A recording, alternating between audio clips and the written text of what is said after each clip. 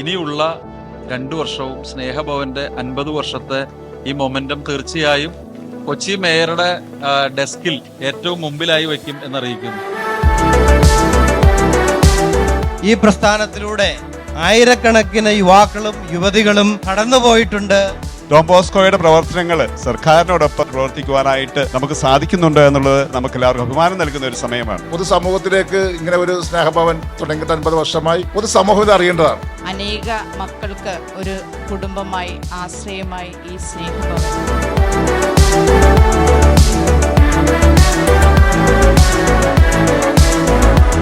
നമ്മുടെ നാട്ടിലെ മുഴുവൻ ജനങ്ങൾക്കും നന്മകൾ ചെയ്യുവാൻ കഴിയുന്ന, മനസ്സുകൾ സൃഷ്ടിക്കുവാൻ കഴിയുന്ന വിധത്തിൽ നമ്മുടെ ജൂബിലി ആഘോഷത്തെ മാറ്റിത്തീർക്കണം.